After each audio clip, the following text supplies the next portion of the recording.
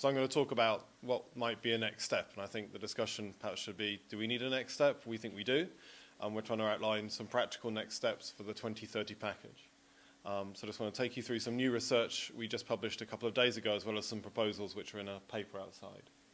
So this is just repeating it. We know there's a lot of money potentially that can be saved. You know, everybody comes up with something around $500 billion to 2030 of savings from a more integrated grid. Yeah, caveats, but they seem to be reasonably consistent numbers. But how do we get from models to decisions? We've had lots of maps, we've had lots of models. The question is, how do you get to decisions? And everybody who's worked in this area knows that it's a lot easier to say what should happen in 2050 than it is to say what you should do next year. And the main economic benefits comes from optimizing fossil and reserve capacity rather than putting renewables in the best place. That seems to be a reasonably consistent result we're getting, but there are, again, more penetration, the more benefits you get from using the best resources as you move into higher penetrations. And this points to the question, 10-year plans are not enough. You have to look to high penetration parts of the scenarios to know what the benefits are, and that's one of our weaknesses. So one thing we need to do more of is think more long-term. The current system doesn't think long-term, and that's a real problem with it. If we get less demand side, reduction and control and smart grid than we think, then the long lines will be more useful, and vice versa. At the moment, we are even worse at building the demand sides and smart grid than we are at the long lines. So if you're risk managing this transition, and I don't know what the balance will be, and I don't know which technologies will be dominant, and nor does anybody else, I want us to be able to do both over time at the pace needed. At the moment, neither machinery, long lines or smart, or demand markets is up to scratch for the kind of 2020s we're talking about. So I think we do need to make those work. But the aggregate numbers also add much more acute concerns on security of supply, resource access, stability for the Iberian Peninsula, for the UK, for the Southeast. So again, it might look different. It looks very different in Germany than it does in Ireland or in Spain or Portugal. And I think that this is also about making it work for everybody, instead of it working for some people. And I think at the moment it only works for some people to push a stronger target. And what we hear when we talk to ministers around the periphery of Europe, like the UK, is, but Iberia, everybody's peripheral basically apart from France, Germany and the middle countries, is lots of countries are very nervous about committing to new res targets if they can't see we'll be better at delivering interconnection. And let's face it, we are underconnected. Our current position is suboptimal, but even without renewables, we are suboptimal by a long way. And perhaps you say the new regulation will get us out of that, but countries don't feel that, and they don't see that happening in the 2020s, so why they're thinking to the 2030, shall I accept a 2030 renewables target of high ambition? They want to see that.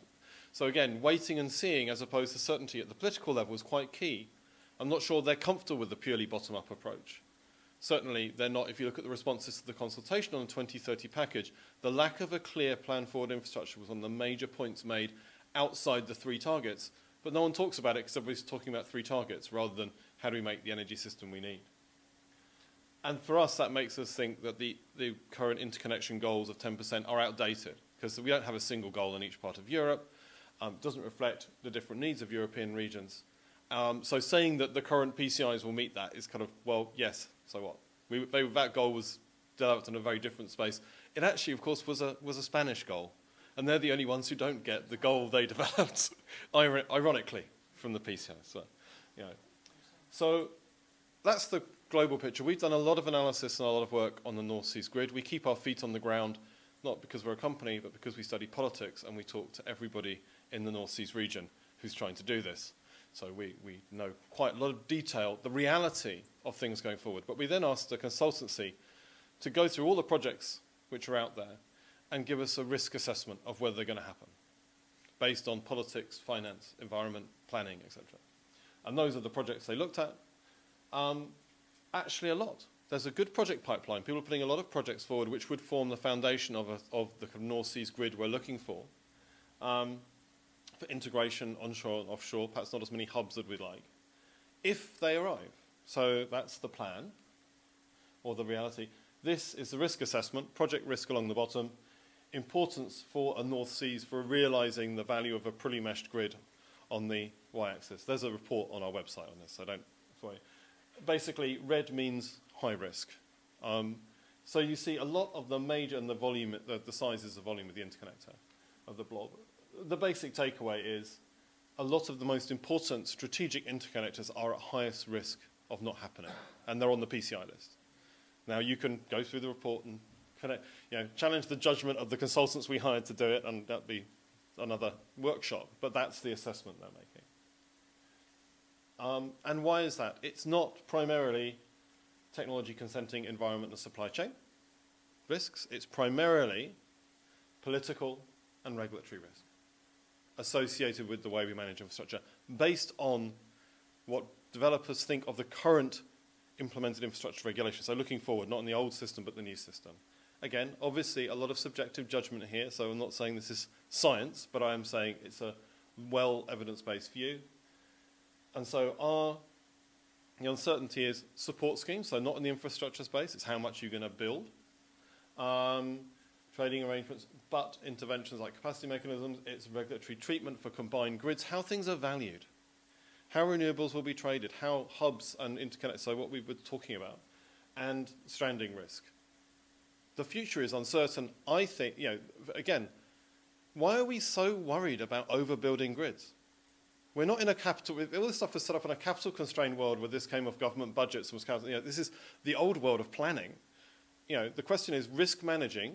What's the appropriate risk to take of overbuilding or underbuilding? At the moment, we're underbuilding cost-effective things. We don't know the future. We have to make a judgment choice. And the question is, who's best placed to make that choice?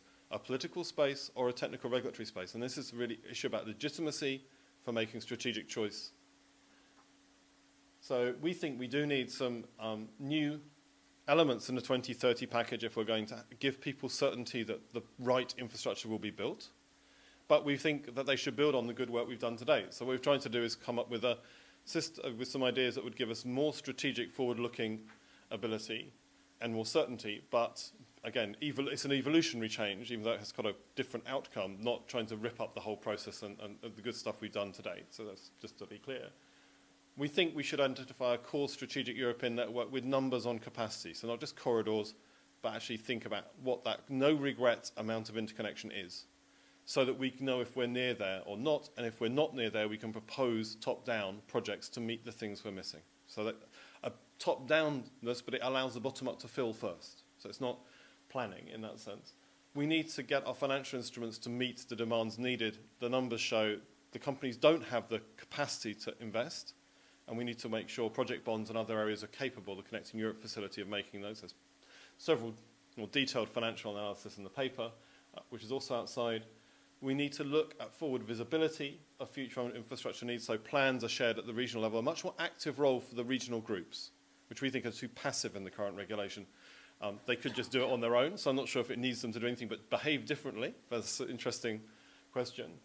And a transparent evaluation of what people are doing on the demand side. What worries us is people are doing network planning without taking the demand side seriously. And that might mean overbuilding the wrong things, or perhaps they should be aware that things they're expecting on the demand side aren't going to arrive, because they're not arriving. We work a lot on the demand side, and it's proving very hard work.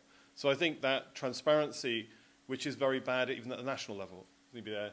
And then strengthen institutional capacity for regional collaboration is the last piece. So my last slide. So, sorry, can I get my last slide up again? I was too aggressive with the clicker. You just go through to the last slide. Okay, so just the way forward, we think there's a low member state appetite for repeat of 2020 without much stronger clarity on how we will do market reform, infrastructure reform and finance mechanisms to deliver what we agree. So ambition requires a structural reform package alongside it. We think the infrastructure package needs to cover the long lines, yes, but also smart storage and demand-side market mechanisms. So we're trying to use infrastructure in a kind of broad term, even though we've talked here a lot about long lines, just to be clear. And that the white paper is not going to solve this, but it needs to start this process and kick off a process by the time we get to 2015 when we're finalising the package in front of the Paris meeting, that we actually do have a legislative agenda in this area, picking out the most important areas. And we think this is an investment in strategic competitiveness. We work in in China and in the US and Brazil, and they laugh that they're using our technology to deliver their continental-wide grids when we can't do it. India can't, by the way. Just say, don't use India in the list because we also work in India and we know that's not a competitor on this issue. They perhaps are more of a benchmark of federal incompetence alongside us. But at the moment, as I said, we have the best technology in the world, but we are not the ones deploying it. And that will mean our competitive lead will be eroded over time. And I think that's a real shame. So lots of detailed analysis on our website to follow up. But we think the case for more is definitely proved for 2030 anyway. Thank you.